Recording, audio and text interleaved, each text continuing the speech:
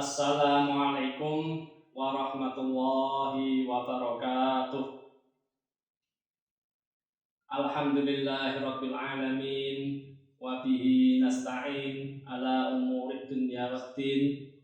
Wassalatu wassalamu ala asyrafil anbiya wa imamil mursalin sayyidina wa maulana Muhammadin wa ala alihi wa sahbihi ajma'in. Rabbi shrah li sadri wa yassir li amri wahlul 'uqdatam min lisani yafqahu qawli. La haula wala quwwata illa billahil aliyyil azim. Amma ba'd.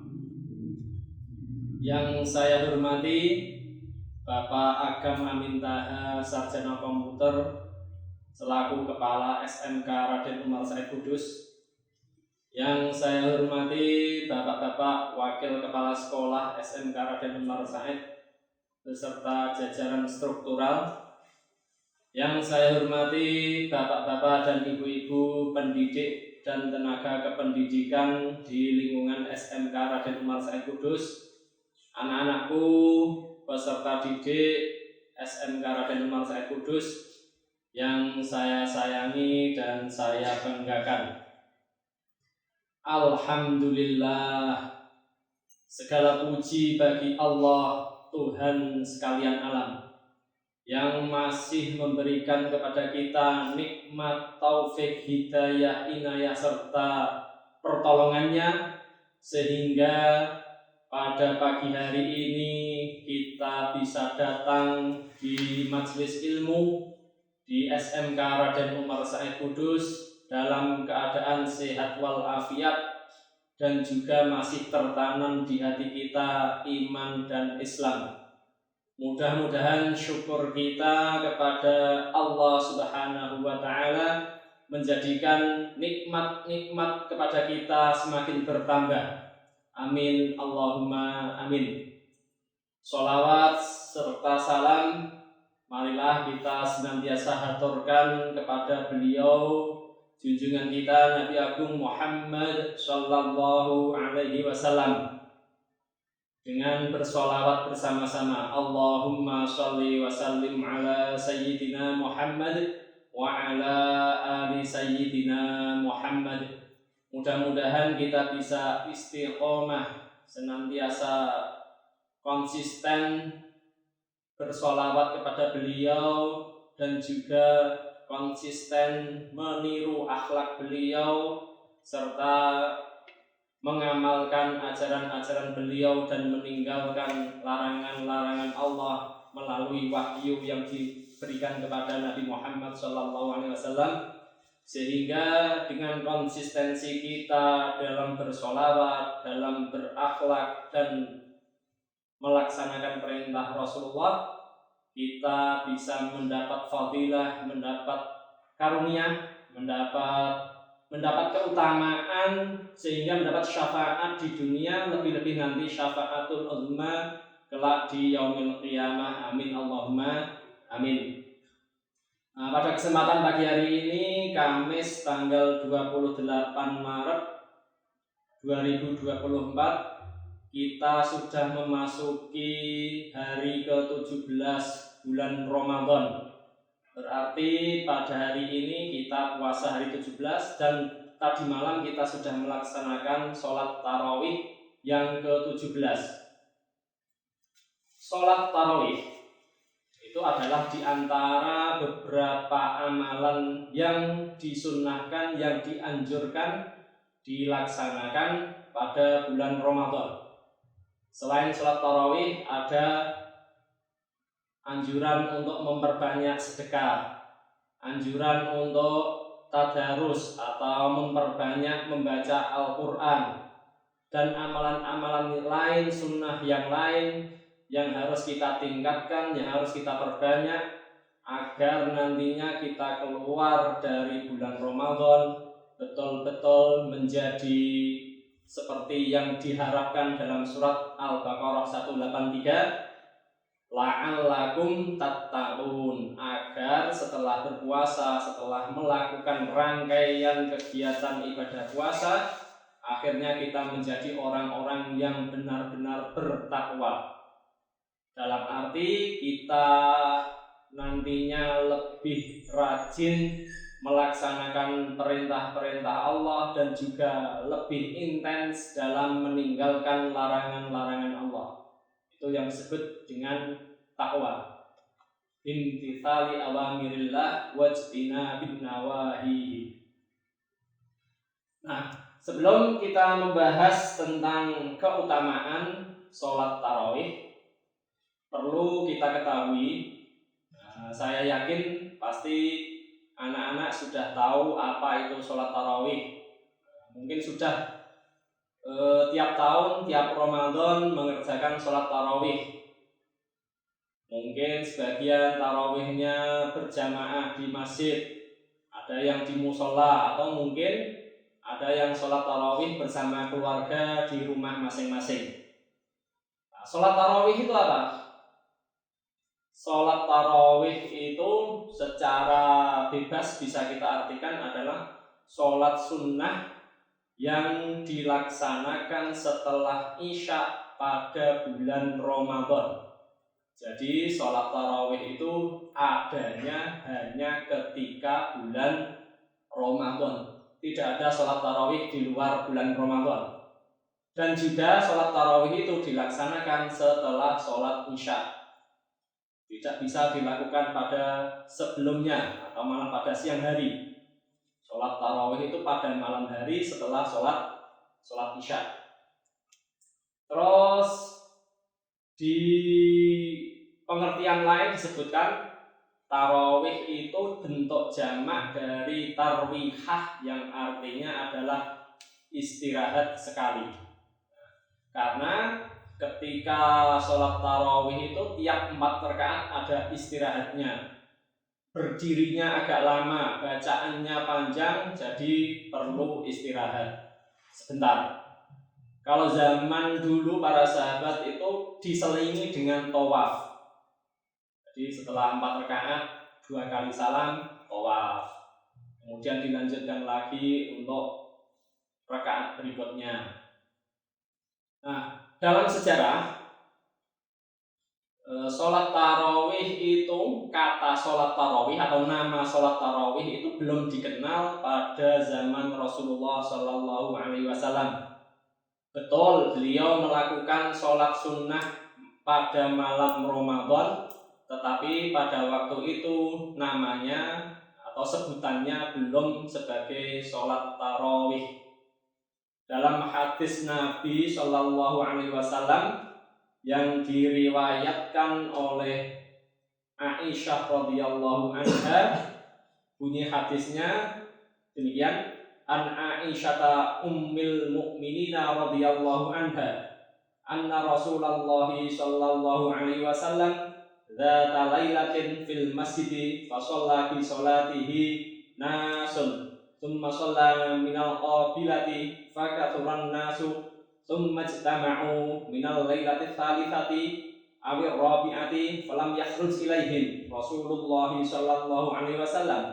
Falamma asbaha qala qad ra'aitul ladzi sana'tum wa lam yamta'ni minal khuruji ilaikum illa anni khashitu an tuqrada 'alaikum wa dzalika fi Ramadan. Rawahul Bukhari wa Muslim. Yang artinya dari Aisyah ummul mukminin radhiyallahu anha, sesungguhnya Rasulullah sallallahu alaihi wasallam pada malam hari bulan Ramadan melaksanakan sholat di masjid. Lalu banyak orang sholat mengikuti beliau. Pada hari ketiga atau keempat, jamaah sudah berkumpul menunggu Nabi Shallallahu Alaihi Wasallam, tetapi Rasulullah justru tidak keluar menemui mereka. Kemudian pagi harinya Rasulullah bersabda, sungguh aku lihat apa yang kalian perbuat tadi malam, tapi aku tidak datang ke masjid karena aku takut sekali bila sholat ini diwajibkan pada kalian. Sayyidah Aisyah berkata hal itu terjadi pada bulan Ramadan. Jadi peristiwa Nabi sholat kemudian diikuti oleh beberapa sahabat. Karena Nabi sholat, sahabat ikut melaksanakan sholat sampai 2-3 hari. Nah, semakin hari jamaah yang datang semakin banyak. Kemudian hari ketiga atau keempat Rasulullah justru tidak keluar. Karena apa? Karena kalau Rasulullah rutin melaksanakan sholat malam pada bulan Ramadan, dikhawatirkan, Rasulullah khawatir itu akan diwajibkan bagi umatnya, atau nanti sebagian sahabat menganggap itu sebagai kewajiban karena Rasulullah tidak pernah meninggalkan sama sekali. Itu hikmah dari Rasulullah tidak hadir pada malam ketiga, keempat, dan seterusnya. Setelah peristiwa itu yang terjadi pada awal-awal Ramadan, sehingga pada akhirnya Rasulullah tidak keluar untuk memimpin sholat malam itu, para sahabat melaksanakan sholat itu sendiri-sendiri. Ada yang sendirian dalam arti memang munfarid, melaksanakan sendiri. Ada juga yang berkelompok-kelompok kecil. Ada yang berjamaah 3 orang, 4 orang, dan seterusnya. Terus di samping khawatir tadi, karena apa? Karena Rasulullah khawatir itu akan diwajibkan bagi umat beliau, dan hal tersebut akan memberatkan umat generasi berikutnya yang belum tentu memiliki semangat yang sama dengan para sahabat Nabi waktu itu. Kemudian yang kedua, alasannya adalah tadi sudah saya sampaikan, Rasulullah takut timbul salah persepsi di kalangan umat bahwa sholat tarawih itu wajib karena melakukan perbuatan baik yang tidak pernah ditinggalkan Rasulullah. 2 sebab itu yang dijelaskan sebagaimana keterangan dalam kitab Fathul Bari Syarah Sahih Bukhari, yang artinya adalah sesungguhnya Nabi ketika menekuni suatu amal kebaikan dan diikuti umatnya, maka perkara tersebut telah diwajibkan atas umatnya. Nah, langkah tersebut menunjukkan betapa bijaknya Rasulullah, betapa sayangnya Rasulullah Shallallahu Alaihi Wasallam kepada kita, kepada umatnya. Dari hadis yang saya sampaikan di awal tadi dapat ditarik 3 kesimpulan. Yang pertama, Nabi itu melaksanakan sholat malam pada bulan Ramadan itu berjamaah di masjid hanya 2 malam, dan beliau tidak hadir melaksanakan sholat tarawih bersama-sama di masjid karena takut atau khawatir sholat tarawih akan diwajibkan kepada umatnya. Kesimpulan yang kedua, sholat tarawih hukumnya adalah sunnah karena sangat digemari oleh Rasulullah dan beliau mengajak orang-orang untuk mengerjakannya. Dan yang ketiga, dalam hadis di atas tidak ada penyebutan bilangan rokaat dan ketentuan rokaat tarawih secara rinci. Jadi sholat malam yang dilakukan Rasulullah pada bulan Ramadan itu tidak ada jumlah rakaat yang pasti.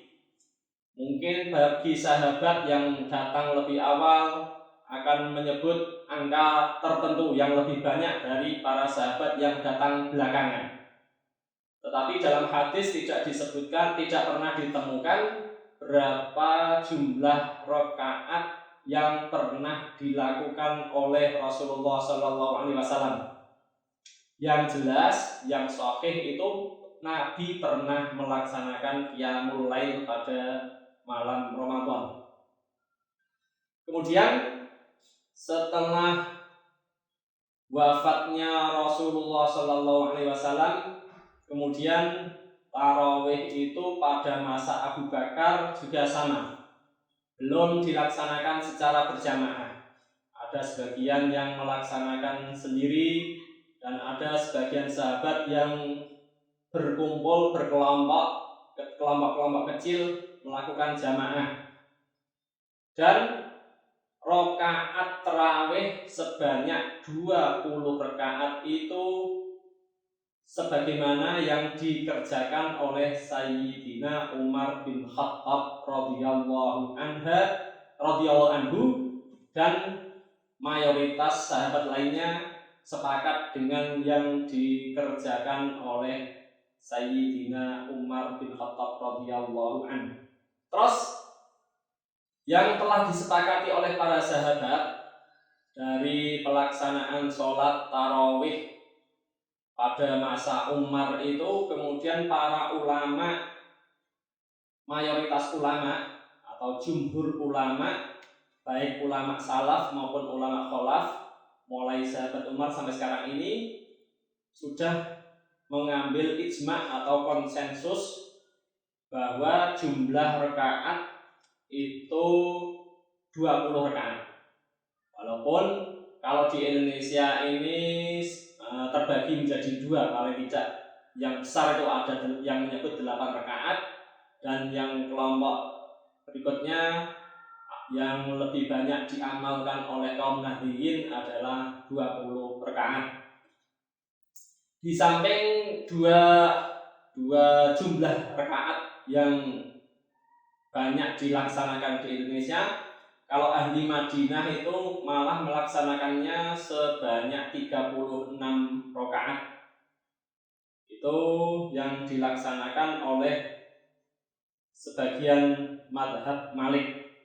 Tetapi Imam Malik sendiri memilih 8 rakaat, walaupun mayoritas madhab ulama Syafi'iyah, Hanabilah, Hanafiyah menyebut bahwa sholat tarawih adalah 20 rakaat.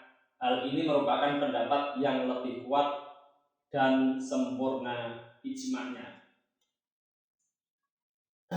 Sholat tarawih dalam masa kepemimpinan Umar bin Khattab ketika beliau menjadi khalifah itu, beliau datang ke masjid menyaksikan umat Islam sholat tarawih yang tampak tak kompak, karena sebagian ada yang sholat sendiri, sebagian ada yang berkelompok-kelompok kecil, sesuai dengan hadis yang diriwayatkan dari Abdurrahman bin Abdul Qari. Beliau berkata, saya keluar bersama Sayyidina Umar bin Khattab radhiyallahu anhu ke masjid pada bulan Ramadan.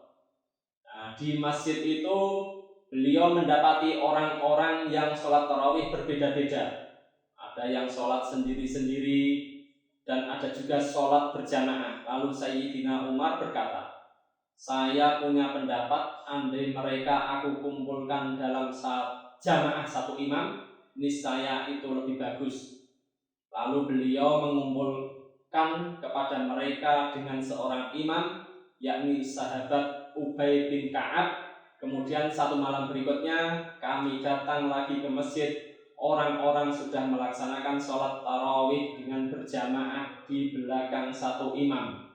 Kemudian Sayyidina Umar radhiyallahu anhu berkata, sebaik-baiknya bid'ah adalah ini. Nah, ini itu merujuk pada pelaksanaan sholat tarawih yang dilakukan secara berjamaah. Hadis diriwayatkan oleh Bukhari. Hal tersebut juga ditopang oleh hadis lainnya yang diriwayatkan dari Abu Hurairah. Kharaja Rasulullah sallallahu alaihi wasallam Ramadhana yusalluna fi nahiyatil masjid faqala ma haula ma'ahum Qur'anun wa Ubay bin Ka'b yusalli wa hum yusalluna fi sholatihi alaihi wasallam asabu. Dari Abu Hurairah radhiyallahu anhu, beliau berkata, Rasulullah sallallahu alaihi wasallam keluar dan melihat banyak orang yang melakukan sholat di bulan Ramadan, atau dalam hal ini adalah sholat tarawih di sudut masjid. Beliau bertanya, siapa mereka? Kemudian dijawab, mereka adalah orang-orang yang tidak mempunyai Al-Quran, maksudnya tidak hafal atau tidak punya hafalan Al-Quran. Dan sahabat Ubay bin Ka'ab sholat mengimami mereka. Lalu Nabi berkata, mereka itu benar dan sebaik-baik perbuatan adalah yang mereka lakukan. Di sini sudah sangat jelas bahwa pertama kali orang yang mengumpulkan para sahabat untuk melaksanakan sholat tarawih secara bersama, secara berjamaah adalah Sayyidina Umar bin Khattab, salah satu sahabat terdekat Nabi. Terus jamaah sholat tarawih pada waktu itu dilakukan dengan jumlah 20 rakaat sebagaimana keterangan dari Yazid bin Ruman telah berkata, manusia senantiasa melaksanakan sholat pada masa Umar radhiyallahu anhu di bulan Ramadan sebanyak 23 rakaat, 20 rakaat sholat tarawih dan disambung dengan 3 rakaat witir. Bukti lain dari keterangan tersebut adalah hadis yang diriwayatkan Sa'id bin Yazid yang artinya para sahabat melaksanakan sholat tarawih pada masa Umar di bulan Ramadan sebanyak 20 rakaat. Hadis riwayat Al-Baihaqi. Dua dalil tersebut menjelaskan bahwa pendapat terkuat soal jumlah rakaat sholat tarawih adalah 20 rakaat yang diinisiasi oleh Sayyidina Umar bin Khattab radhiyallahu anhu yang kemudian disetujui dan juga dipraktikkan oleh para sahabat Nabi yang lain pada waktu itu, termasuk Sayyidah Aisyah radhiyallahu anha, istri baginda Nabi Muhammad sallallahu alaihi wasallam. Hal ini mempertegas ijma atau konsensus sahabat karena tidak ada satupun yang mengingkari atau menentang. Tak heran bila para ulama empat madhab yang mayoritas Syafi'i, Maliki, Hambali, dan Hanafi yang mengikuti pendapat dari Umar bin Khattab ini.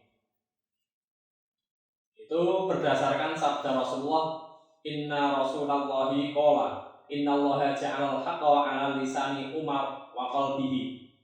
Sesungguhnya Allah telah menjadikan kebenaran melalui lisan dan hati Umar bin Khattab. Hadis riwayat Tirmidzi. Penjelasan yang lain adalah hadis berikut.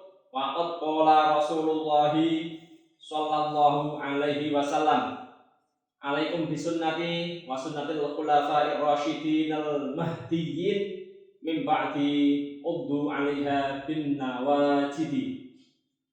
Dan sesungguhnya Rasulullah sallallahu alaihi wasallam bersabda, ikutilah sunnahku dan sunnah khulafa'ur rasyidin yang mendapatkan petunjuk setelah aku meninggal, maka berpegang teguhlah padanya dengan erat. Itu sejarah sholat tarawih mulai zaman Nabi dan zaman sahabat dan kemudian berlanjut pada imam-imam madhab yang pada waktu zaman Nabi itu sebutannya adalah qiyamul lail, tapi sekarang namanya menjadi sholat tarawih. Keutamaannya apa apabila kita melaksanakan sholat tarawih itu? Keutamaannya ini bisa kita dapatkan dari hadis yang diriwayatkan oleh Bukhari dan Muslim. Ini hadis yang sahih yang bunyinya adalah man qoma ramadhana imanan wa ihtisaban ghufira lahu ma taqaddama min dzambi. Barang siapa atau siapapun yang melaksanakan ibadah sholat tarawih atau qiyamul Ramadan pada bulan Ramadan dengan iman dan ikhlas, akan diampuni dosanya yang telah lampau. Para ulama sepakat semua dosa yang telah lampau akan diampuni oleh Allah apabila kita melaksanakan sholat tarawih dengan dasar keikhlasan dan keimanan. Karena apa? Karena ibadah yang kita lakukan itu paling tidak ada 3 motif. Menurut hadis innamal a'malu binniyat wa innamal likulli imri'in ma nawa. Dan berikutnya hadis yang inti dari hadis itu adalah yang pertama, orang hijrah itu yang pertama karena Allah. Ya, ini yang ikhlas. Yang kedua, karena ingin harta benda atau karena motif harta benda. Kemudian yang ketiga itu awin muraatin yang kikuha, karena modus pengen mendapatkan cewek. Ada tiga itu. Yang pertama ikhlas karena Allah, yang kedua karena harta, yang ketiga karena cewek yang ingin ia nikahi. Syaratnya kita diampuni dosa kita oleh Allah, dosa yang telah lalu, dengan pelaksanaan sholat Ramadan, sholat tarawih yang Ramadan itu adalah dengan syarat dilaksanakan dengan keimanan dan keikhlasan, tidak ada karena yang lain. Kemudian dosa yang diampuni itu apa? Sebagian ulama berpendapat semua dosa, baik dosa kecil maupun dosa besar, karena disebutkan di situ ma taqaddama, apa-apa yang telah lalu, min dzambihi, dari dosanya. Jadi di situ tidak disebutkan dosa kecil atau dosa besar, tetapi sebagian ulama yang lain menafsirkan atau menjelaskan bahwa yang diampuni itu hanya dosa-dosa kecil. Kalau dosa-dosa besar itu bisa dihapus dengan cara taubatan nasuha. Terus ada juga catatan yang perlu digarisbawahi, dicetak tebal. Yang diampuni itu adalah dosa yang hubungannya kita dengan Allah, bukan hubungan sesama manusia. Kalau kita mendolimi orang lain, maka kalau orang lain yang kita dolimi belum memaafkan, Allah tidak bisa menghapus atau mengampuni dosa itu. Termasuk adalah hutang. Hutang juga tidak bisa dihapuskan dengan melaksanakan ibadah-ibadah yang dalam teks hadis mungkin akan menghapus dosa-dosa yang lalu. Hutang tetap harus dibayar karena itu adalah hak sesama manusia. Mudah-mudahan di setengah Ramadan terakhir ini kita tetap istiqomah dalam melaksanakan ibadah-ibadah sunnah, agar nanti kita keluar dari Ramadan betul-betul menjadi orang yang muttaqin, orang-orang yang bertakwa sesuai dengan dalam Al-Baqarah 183, yang merupakan tujuan akhir dari puasa Ramadan. Mudah-mudahan kita tidak hanya istiqomah, tetapi juga malah bisa meningkatkan ibadah kita di akhir Ramadan, karena di akhir Ramadan nanti ada malam yang istimewa yang disebut sebagai Lailatul Qadar. Demikian yang dapat saya sampaikan. Mudah-mudahan kita tetap istiqomah dan tidak putus asa, tidak menyerah dengan keadaan, tetap semangat dalam beribadah dan juga berkarya. Terima kasih. Assalamualaikum warahmatullahi wabarakatuh.